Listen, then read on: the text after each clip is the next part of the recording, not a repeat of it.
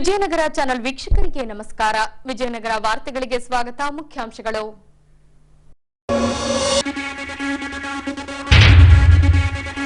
ಸತತ ಮೂರನೇ ಬಾರಿ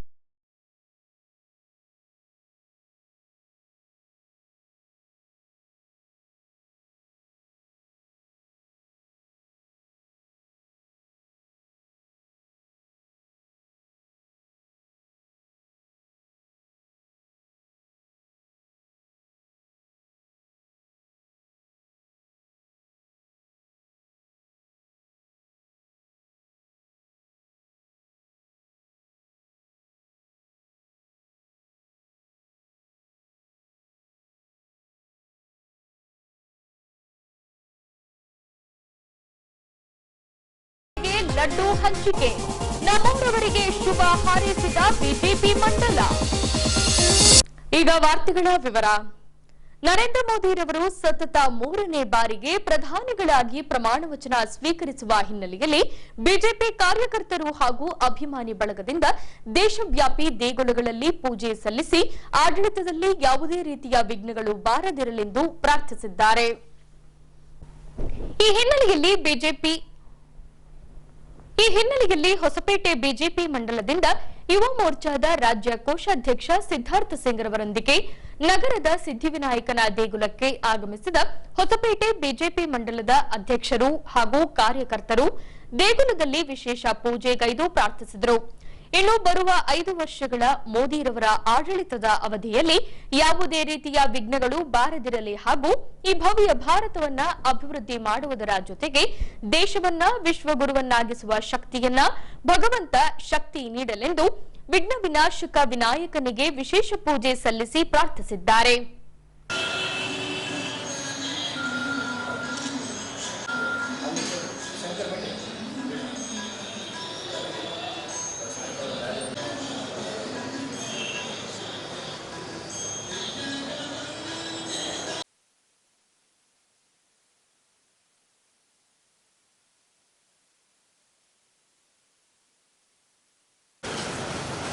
भारत माता के मान्य नरेंद्र मोदी जी ಅವರಿಗೆ ಮೂರನೇ ಬಾರಿಗೆ ಪ್ರಮಾಣ ವಚನ ಸ್ವೀಕರಿಸಿರುವ ಮಾನ್ಯ ವಿಶ್ವನಾಯಕ ನರೇಂದ್ರ ಮೋದಿ ಜಿ ಅವರಿಗೆ बोलो भारत माता के.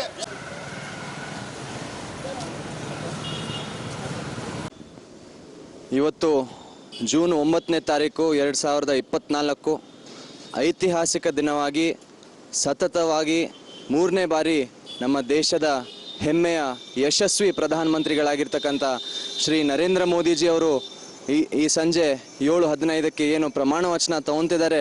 ಮುಂದೆ ಬರುವಂಥ 5 ವರ್ಷ ನಮ್ಮ ದೇಶದ ಅಭಿವೃದ್ಧಿ ಕುಂಠಿತ ಆಗಬಾರ್ದು, ಯಾವುದೇ ವಿಘ್ನಗಳು ಯಾವುದೇ ಸಮಸ್ಯೆಗಳು ಬರಲಾರ್ದಂಗೆ ಸುಭದ್ರವಾದಂಥ ಸರ್ಕಾರ ನಡೆಸಬೇಕು ಅನ್ನೋ ಒಂದು ಹಿನ್ನೆಲೆಯಲ್ಲಿ ನಾವೆಲ್ಲರೂ ಸೇರಿ ಭಾರತೀಯ ಜನತಾ ಪಕ್ಷದ ಹೊಸಪೇಟೆ ಮಂಡಲದ ಎಲ್ಲ ಕಾರ್ಯಕರ್ತರು, ಹಿರಿಯರು, ಮುಖಂಡರು ಸೇರಿ ಇವತ್ತು ಸಿದ್ಧಿವಿನಾಯಕನ ದೇವಸ್ಥಾನದಲ್ಲಿ ಪೂಜೆಯನ್ನು ಅರ್ಪಿಸಿ ಪ್ರಾರ್ಥನೆಯನ್ನು ಮಾಡಿಕೊಂಡಿದ್ದೀವಿ. ಈ ಒಂದು ಪ್ರಾಂತ್ಯವಾರಿ ಏನು ನಾವು ನಮ್ಮ ದೇಶದ ಪ್ರಧಾನಮಂತ್ರಿಗಳು ಒಂದು ಹಂತಕ್ಕೆ ಜನಪ್ರಿಯತೆಯನ್ನು ಗಳಿಸ್ಕೊಂಡಿದ್ರು, ಸತತವಾಗಿ ನಿರಂತರವಾಗಿ ಇದೇ ರೀತಿ ಜನಪ್ರಿಯತೆಯನ್ನು ಗಳಿಸ್ಕೊಂಡು ನಮ್ಮ ದೇಶದ ಚುಕ್ಕಾಣಿಯನ್ನು ಹಿಡಿದು ದೇಶದ ಹೆಸರು ಇಡೀ ಪ್ರಪಂಚದಲ್ಲಿ ಅತಿ ಉನ್ನತ ಮಟ್ಟಕ್ಕೆ ಬೆಳೆಸೋ ರೀತಿಯಲ್ಲಿ ಪ್ರಧಾನಮಂತ್ರಿಗಳು ಯಶಸ್ವಿ ಆಗಲಿ ಅಂಥೇಳಿ ಈ ಸಂದರ್ಭದಲ್ಲಿ ನಾವೆಲ್ಲರೂ ಪ್ರಾರ್ಥನೆಯನ್ನು ಮಾಡ್ತಾ ಇದ್ದೀವಿ. ಧನ್ಯವಾದಗಳು.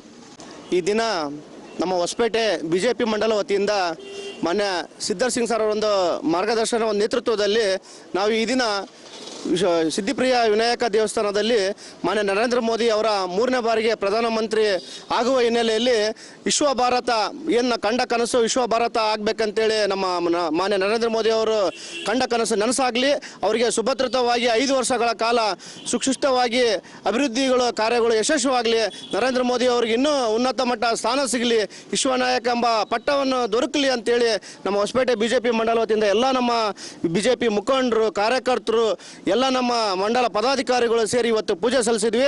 ಅವರಿಗೆ ಜಯವನ್ನು ಆಗಲಿ ಅಂತೇಳಿ ಮತ್ತೊಮ್ಮೆ ನಾನು ಆಶಿಸ್ತಾ ಶಂಕರ್ ಮೇಟಿ ಮಂಡಲಾಧ್ಯಕ್ಷರು. ದಿನಾಂಕ 8ರಂದು ವಿಜಯನಗರ ಜಿಲ್ಲಾಧಿಕಾರಿ ಎಂಎಸ್ ದಿವಾಕರ್ ರವರು ಸೈಕಲ್ ಏರಿ ನಗರ ಪ್ರದಕ್ಷಿಣೆ ಕೈಗೊಂಡಿದ್ದರು.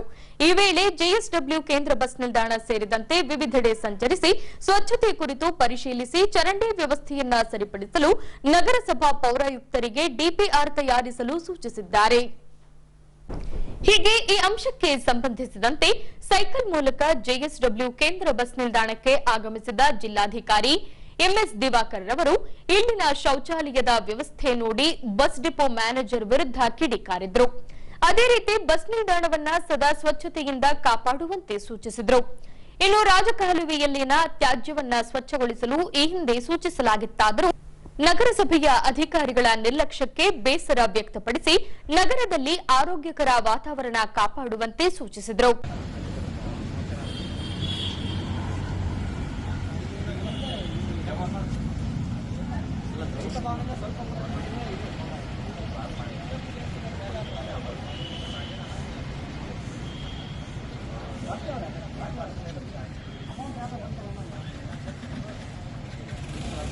ಅದೇ ರೀತಿ ನಗರದ ವಿವಿಧ ವಾರ್ಡ್ಗಳಿಗೆ ಸಂಚರಿಸಿ ಸ್ವಚ್ಛತೆ ಹಾಗೂ ಕುಡಿಯುವ ನೀರಿನ ವ್ಯವಸ್ಥೆ ಕುರಿತು ಸಾರ್ವಜನಿಕರಿಂದ ಮಾಹಿತಿ ಪಡೆದರು.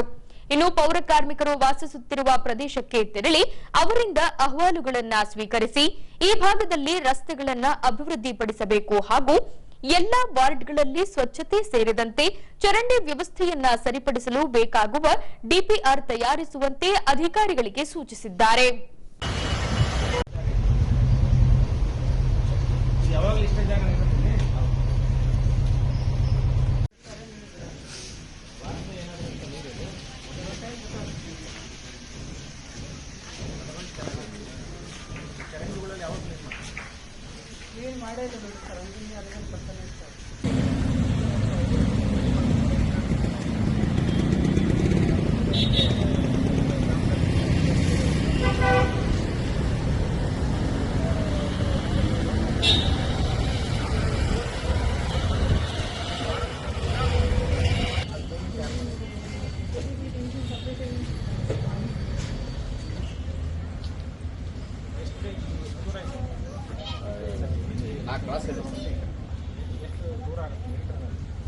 ಒಂದು 200 ಮೀಟರ್ ಮ್ಯಾಕ್ಸಿಮಮ್ ಆ ಕಡೆ ಈ ಕಡೆ ಸತಿ ಸ್ವಚ್ಛತಾ ಕಾರ್ಯಕ್ರಮ ಇದೆಯಲ್ಲ ಯಾರು ಸಂದರ್ಭವನ್ನು ಇದೇ ಮಾಡೋದು ಸಹ ಮತ್ತೆ ಹೌದು ಒಳ್ಳೆಯದು ನಾವು ಅದನ್ನೇ ಮೊದಲೆಲ್ಲ ಸರ್ಕಾರ ಪೂರ್ತಿ ಕಲಿಕೆರೆ ಏನು ಮಾಡೋದು ಹೇಳೋಲ್ಲ ಅದೇ ಮಾಡೋಣ ಅಂತ ಯಾರಪ್ಪ ನನಗೆ ಹೇಳ್ಬಿಡೋದು ಬಟ್ ಚೆನ್ನಾಗಿದೆ ಸರ್. ಇಲ್ಲಿ ಅಕ್ಸೆಪ್ಟ್ ಮಾಡಲ್ಲ ಸರ್, ಆದರೆ ಅದು ಭಾಳ ಚೆನ್ನಾಗಿದೆ. ಈ ಲೋಕಲ್ ಇವರು ಸದಸ್ಯರು ರೆಕಮೆಂಡ್ ಮಾಡಲ್ಲ ತಗೊಳ್ಳಿ ಅವರೆಲ್ಲ ಹೇಳ್ತಾ ಇದ್ದೀನಿ ನಾನು ಮಾಡೋದು ನಾನು SCP ಇಲ್ಲೆಲ್ಲ ನಮ್ಮ ಪೌರ ಕಾರ್ಮಿಕರು 3 ಜನಕ್ಕೆಲ್ಲ ಕಲಿಸ್ತೀವಿ ನಾವು ಯಾರ್ದು UGD ಲೈನ್ಸು ಪೈಪ್ ಲೈನ್ಸು ಮತ್ತೆ ಆಲ್ರೆಡಿ ಇದೆ ಪೇವರ್ಸ್ ಹಾಕಿದ್ರೆ ನಾವು ಏನು ರಿಮೂವ್ ಮಾಡಿದ್ರು ಮತ್ತೆ ವಾಟರ್ ಸಪ್ಲೈ ಇದೆ ನಮ್ಮ ಏರಿಯಾ ಇದೆಲ್ಲ ಸಾಯಂಕಾಲ 6 ಗಂಟೆ ಬರ್ತದೆ ಸರ್. ಸಾಕಷ್ಟು ಬರ್ತದೆ ಆ ಕಡೆ ಬರಲ್ಲ ಸರ್, ನಮ್ಮ ಕಡೆ ಈ ಕಡೆ ಸೈಡ್ ಬರ್ತದೆ ಸರ್ ಅಲ್ಲವರಿಗೆ. ಈ ಕಡೆ ಯಾರು ಅದಾರೆ ಈ ಕಡೆ ಎಲ್ಲ ಇವ್ರು ಅದಾರ ಸರ್, ಈ ಕಡೆ ಎಲ್ಲ ಬರಲ್ಲ ಇವ್ರಿಗೆ ಬರುತ್ತೆ ನಮಗೆ ಬರಲ್ಲ ಸರ್. ಆ ಕಡೆ ಬರುತ್ತೆ ಸರ್, ಗುಡಿಯಿಂದ ಆ ಕಡೆ ನೀರು ಬರೋಲ್ಲ ಸರ್, ಗುಡಿಯಿಂದ ನೀರು ಬರೋಲ್ಲ ಸರ್ ಆ ಕಡೆ.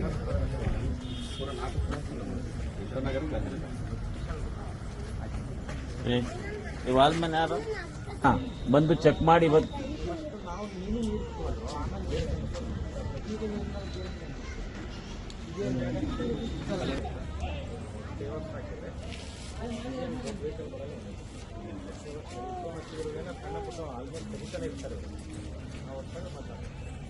ನೀರು ಕಲಿಗಾಯ್ತು ಮತ್ತು ಏನೋ ಕಾರಣ ತೆಗಿಲೇಬೇಕು.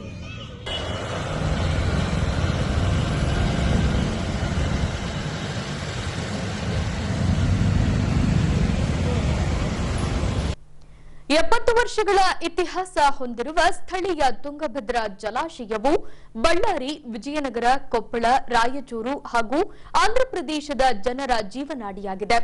ಹೀಗೆ ಮುಂಬರುವ ದಿನಗಳಲ್ಲಿ ಜಲಾಶಯ ತುಂಬಲಿದ್ದು ಮುಂಜಾಗ್ರತಾ ಕ್ರಮವಾಗಿ ಅಣೆಕಟ್ಟಿನ ಗೇಟ್ಗಳ ದುರಸ್ತಿ ಕಾರ್ಯ ನಡೆಸಲಾಗುತ್ತಿದೆ. ತುಂಗಭದ್ರಾ ಜಲಾಶಯದಲ್ಲಿ ಸದ್ಯ ನೀರಿನ ಸಾಂದ್ರತೆ ಕಡಿಮೆಯಿದೆ. ಈ ಹಿನ್ನೆಲೆಯಲ್ಲಿ ವಾರ್ಷಿಕ ನಿರ್ವಹಣೆ ಕಾಮಗಾರಿ ನಡೆಸಲಾಗುತ್ತಿದೆ. ಕಳೆದ ಕೆಲ ದಿನಗಳಿಂದ ಖಾಸಗಿ ಗುತ್ತಿಗೆ ಕಂಪನಿಯೊಂದು ಗೇಟ್ಗಳ ದುರಸ್ತಿ ಕಾರ್ಯವನ್ನ ನಿರ್ವಹಿಸುತ್ತಿದೆ. ಜಲಾಶಯ ಭರ್ತಿಯಾದಾಗ ನದಿಗೆ ನೀರು ಹರಿಸುವ ಗೇಟ್ಗಳ ದುರಸ್ತಿ ಹಾಗೂ ಬಣ್ಣ ಬಳಿಯುವ ಕೆಲಸ ನಡೆಸಲಾಗುತ್ತಿದೆ. ಬೇಸಿಗೆಯಲ್ಲಿ ನಡೆಯುವ ಕಾಮಗಾರಿ ಇದಾಗಿದ್ದು 33 ಗೇಟ್ಗಳ ಪೈಕಿ 11 ಗೇಟ್ಗಳ ಸ್ವಚ್ಛತೆ ಕಾಮಗಾರಿ ನಡೆಯುತ್ತಿದೆ. ಪ್ರತಿ 3 ವರ್ಷಕ್ಕೊಮ್ಮೆ ಗೇಟ್ಗಳ ನವೀಕರಣ ಕಾರ್ಯವನ್ನ ನಡೆಸಲಾಗುತ್ತಿದೆ. ಸದ್ಯ ಜಲಾಶಯದಲ್ಲಿ 4 ಟಿಎಂಸಿಯಷ್ಟು ನೀರು ಸಂಗ್ರಹವಾಗಿದೆ. ಆಣೆಕಟ್ಟನ್ನ ಗಟ್ಟಿಗೊಳಿಸುವ ನಿಟ್ಟಿನಲ್ಲಿ ಗುಣಮಟ್ಟದ ಕಾಮಗಾರಿಯನ್ನ ನಡೆಸಲಾಗುತ್ತಿದೆ.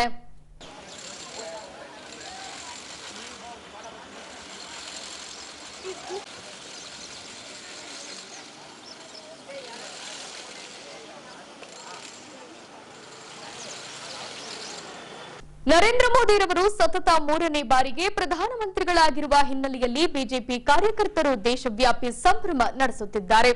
ಅದೇ ರೀತಿ ನಗರದಲ್ಲಿ ಬಿಜೆಪಿ ಮಂಡಲದಿಂದ 7ನೇ ವಾರ್ಡ್ನಲ್ಲಿ ಲಡ್ಡು ವಿತರಿಸುವ ಮೂಲಕ ಪ್ರಧಾನಿಯವರಿಗೆ ಶುಭ ಹಾರೈಸಿದ್ದಾರೆ. ಈ ಅಂಶಕ್ಕೆ ಸಂಬಂಧಿಸಿದಂತೆ 7ನೇ ವಾರ್ಡ್ ಪಾಂಡುರಂಗ ಕಾಲೋನಿಗೆ ಆಗಮಿಸಿದ ಹೊಸಪೇಟೆ ಬಿಜೆಪಿ ಮಂಡಲವು ಮನೆ ಮನೆಗೆ ತೆರಳಿ ಲಡ್ಡು ವಿತರಿಸುವ ಮೂಲಕ ಪ್ರಧಾನಿ ನರೇಂದ್ರ ಮೋದಿರವರಿಗೆ ಶುಭ ಹಾರೈಸಿದ್ದಾರೆ.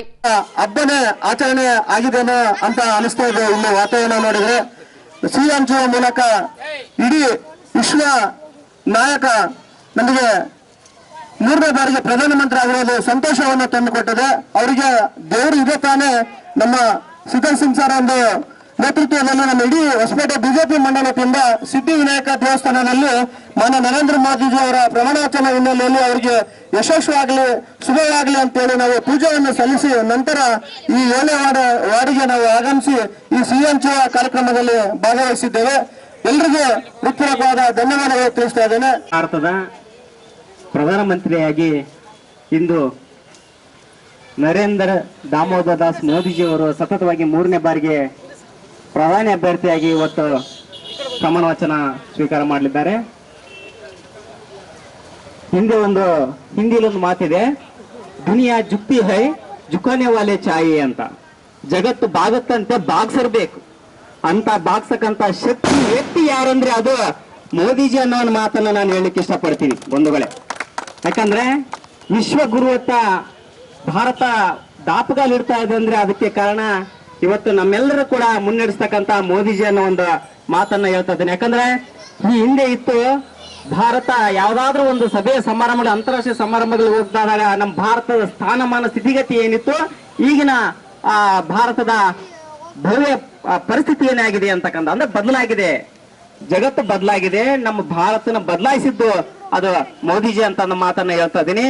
ಆದ್ರೆ ಹಿಂದಿನಿಂದ ಕೂಡ ನಮ್ಮ ಭಾರತ ಈಗಿನ ಆರ್ಥಿಕತೆಯಲ್ಲಿ ಈಗಾಗಲೇ 5ನೇ ಸ್ಥಾನದಲ್ಲಿದೆ. ಇನ್ನೇನು 3ನೇ ಸ್ಥಾನಕ್ಕೆ ಬರ್ಬೇಕಂದ್ರೆ ಇನ್ನಷ್ಟು ಕೂಡ ನಾವೆಲ್ಲರೂ ಕೂಡ ಬಲ ತಂದ್ಕೊಡ್ಬೇಕು. ಭಾರತದ ಪ್ರಜೆಗಳಾಗ್ತಕ್ಕಂಥ ನಾವುಗಳು ಮುಂದಿನ ಎಲ್ಲಾ ದಿನಗಳಲ್ಲಿ ಕೂಡ ನಮ್ಮ ಮೋದಿಜಿನೇ ಇರಬೇಕು ಅಂತಕ್ಕಂಥ ಮಾತನ್ನ ತಮ್ಮೆಲ್ಲರಿಗೂ ತಿಳಿಸ್ತಾ ಈ ಒಂದು ಕಾರ್ಯಕ್ರಮ ಇಷ್ಟೊಂದು ಅಚ್ಚುಕಟ್ಟಾಗಿ ನಿಭಾಯಿಸಿರ್ತಕ್ಕಂಥ ನನ್ನ ಸ್ನೇಹಿತ ಮತ್ತು ಈ ವಾರ್ಡ್ನ ಯುವ ಮುಖಂಡರಾದಂತ ದೇವರೆಡ್ಡಿ ಚಿದಾನಂದ್ ಅವರಿಗೆ ನಾನು ಧನ್ಯವಾದಗಳನ್ನ ಬಹಳ ತಿಳಿಸ್ತಾ ಇದ್ದೀನಿ. ಜೊತೆಗೆ ನಿಮ್ಮೆಲ್ಲರ ನೆಚ್ಚಿನ ಯುವ ನಾಯಕರು ಹಾಗೆ ಸಮಾಜ ಸೇವಕರು, ಬಡವರ ಬಂಧು, ಆಮೇಲೆ ಸಾಕಷ್ಟು ಅಭಿವೃದ್ಧಿ ಕಾರ್ಯಗಳನ್ನ ಮಾಡಿ ಗ್ರಾಮ ವಾಸ್ತವ್ಯದ ಮುಖಾಂತರ ಇಡೀ ಕರ್ನಾಟಕಕ್ಕೆ ಮನೆ ಮಾತಾಗಿರ್ತಕ್ಕಂಥ ಶ್ರೀಯುತ ಮಾನ್ಯ ಸಿದ್ಧಾರ್ಥ್ ಸಿಂಗ್ ಸರ್ ಅವರ ಈ ಒಂದು ಕಾರ್ಯಕ್ರಮಕ್ಕೆ ಬಂದು ಈ ಒಂದು ಕಾರ್ಯಕ್ರಮದಲ್ಲಿ ಸಿಹಿ ಎಲ್ಲರಿಗೆ ಹಂಚೋದ್ರ ಮುಖಾಂತರ ಈ ಒಂದು ಕಾರ್ಯಕ್ರಮ ಚಾಲನೆ ಕೊಡ್ಲಿಕ್ಕೆ ಬಂದಿದ್ದಾರಲ್ಲ ಅವರಿಗೆ ಕೂಡ ಸರ್ ತುಂಬ ಧನ್ಯವಾದಗಳನ್ನು ತಿಳಿಸ್ತೀನಿ ಸರ್. ಹೀಗೆ ನಿಮ್ಮ ಸೇವೆ ಯಾವಾಗ್ಲೂ ಸದಾ ಇರ್ಲಿ. ಎಷ್ಟೋ ಜನಗಳಿಗೆ ನೀವೊಂದು ಜೀವನ ಕೊಟ್ಟರು, ನಿಮ್ಮೆಲ್ಲರ ಜೀವನ ಕೂಡ ಇನ್ನೂ ಕೂಡ ಉತ್ತಮವಾಗಲಿ. ರಾಜಕೀಯದ ಈ ಒಂದು ಮುಂದೊಂದಿನ ಪ್ರಧಾನಿ ಮಂತ್ರಿ ಸ್ಥಾನ ಕೂಡ ತಾವು ತಲುಪಲಿ ಅಂತಕ್ಕಂಥ ಮಾತನ್ನ ನಾನು ಈ ಮೂಲಕ ತಿಳಿಸ್ತಾ ಇದ್ದೀನಿ ಸರ್. ನಿಮ್ಮೆಲ್ಲರಿಗೆ ನಾವು ಕೂಡ ಯಾವತ್ತೂ ಕೂಡ ನಿಮಗೆ ಸಪೋರ್ಟ್ ಆಗಿರ್ತೀವಿ ಸರ್. ಇನ್ನಷ್ಟು ನಾವು ಬಲ ತರಲಿಕ್ಕೆ ನಾವೆಲ್ಲ ಕೂಡ ಇಲ್ಲೇ ಶ್ರಮ ವಹಿಸ್ತೀವಿ ಅಂತಕ್ಕಂಥ ಈ ಮಾತನ್ನ ತಿಳಿಸ್ತಾ ಇದ್ದೀನಿ. ಇನ್ನು ಬರುವ 5 ವರ್ಷಗಳ ಆಡಳಿತದ ಅವಧಿಯಲ್ಲಿ ಭಾರತ ದೇಶ ಆರ್ಥಿಕವಾಗಿ 3ನೇ ಸ್ಥಾನಕ್ಕೆ ಬರೋದ್ರಲ್ಲಿ ಸಂಶಯವೇ ಇಲ್ಲ. ಅದಕ್ಕೆ ದಿಟ್ಟ ಆಡಳಿತ ನೀಡಲಿರುವ ಪ್ರಧಾನಿ ನರೇಂದ್ರ ಮೋದಿರವರೇ ಸಾಕ್ಷಿ ಎಂದು ಸಿದ್ಧಾರ್ಥ ಸಿಂಗ್ ರವರು ಈ ವೇಳೆ ಆಶಯ ವ್ಯಕ್ತಪಡಿಸಿದರು. ಐತಿಹಾಸಿಕವಾದಂತ ದಿನ ನಾವೆಲ್ಲರೂ ಭಾರತೀಯರು ಹೆಮ್ಮೆಯಿಂದ ಅನುಭವಿಸ್ತಾ ಇದ್ದೀವಿ. ಯಾಕಂದ್ರೆ 1960 ಆದ ನಂತರ ಪಂಡಿತ್ ಜವಾಹರ್ಲಾಲ್ ನೆಹರು ಅವರು ನಮ್ಮ ದೇಶದ ಮಾಜಿ ಪ್ರಧಾನಮಂತ್ರಿಗಳು 3 ಬಾರಿ ಪ್ರಧಾನಮಂತ್ರಿಗಳಾಗಿದ ನಂತರ ಭಾರತೀಯ ಜನತಾ ಪಕ್ಷ ಹಾಗೂ NDA ಒಕ್ಕೂಟದ ಪ್ರಧಾನಮಂತ್ರಿಗಳಾಗಿ ಸತತವಾಗಿ 3ನೇ ಬಾರಿ ಪ್ರಮಾಣ ವಚನ ತಗೊಂತಿರೋದು ಇವತ್ತು ಹೆಮ್ಮೆಯ ವಿಚಾರ.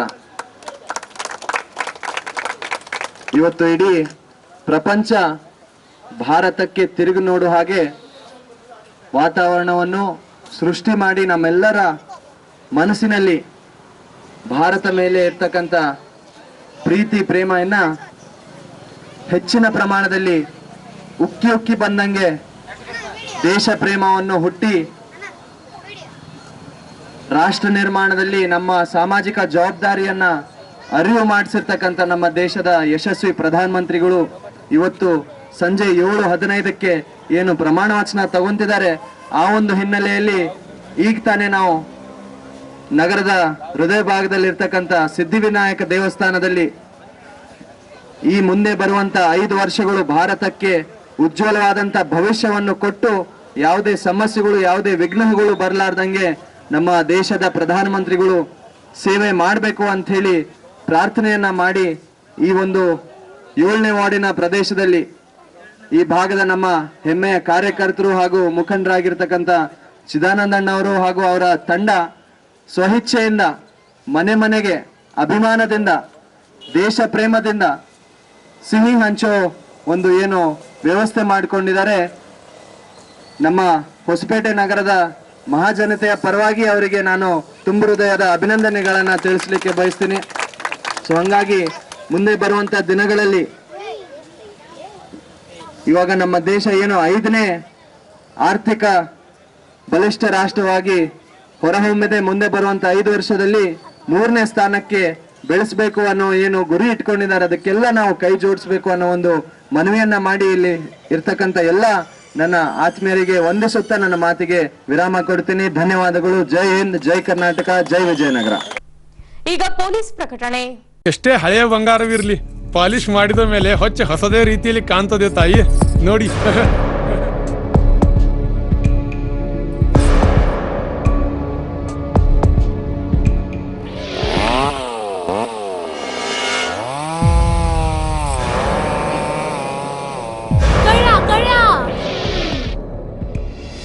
ತಾಯಿ, ನಿಮ್ ಮೈ ಮೇಲೆ ಅದೋ ಹೊಲಸು ಬಿದ್ದಿದೆ.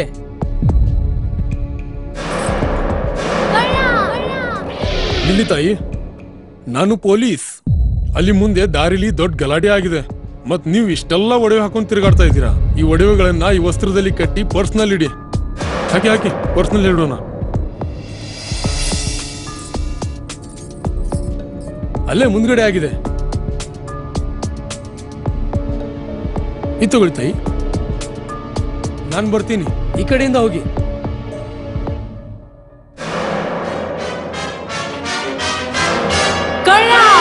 ಇಂತಹ ಮೋಸದ ಸಂಗತಿ ನಿಮಗೂ ನಡೆಯಬಹುದು. ತಮ್ಮ ಬೆಲೆ ಬಾಳುವ ಒಡವೆ ಆಭರಣ ವಸ್ತುಗಳನ್ನು ಎಚ್ಚರಿಕೆಯಿಂದ ಕಾಪಾಡಿ. ಯಾವುದೇ ಮಾತುಗಳಿಗೆ ಮರುಳಾಗಬೇಡಿ. ಸಂಶಯಾಸ್ಪದ ರೀತಿಯಲ್ಲಿ ಯಾರಾದರೂ ಕಂಡು ಬಂದರೆ ಸಮೀಪದ ಪೊಲೀಸ್ ಠಾಣೆಯನ್ನು ಸಂಪರ್ಕಿಸಿರಿ. ಈಗ ಕೊನೆಯಲ್ಲಿ ಮತ್ತೊಮ್ಮೆ ವಾರ್ತೆಗಳ ಮುಖ್ಯಾಂಶಗಳು.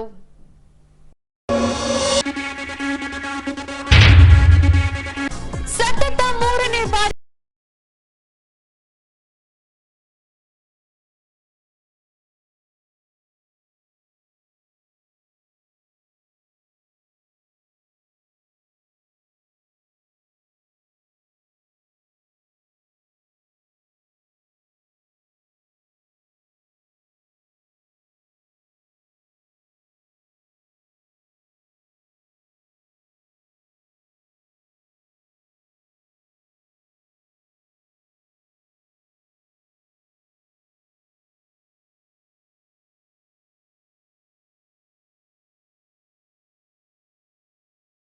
ಲಡ್ಡು ಹಂಚಿಕೆ, ನಮ್ಮವರವರಿಗೆ ಶುಭ ಹಾರೈಸಿದ ಬಿಜೆಪಿ ಮಂಡಲ.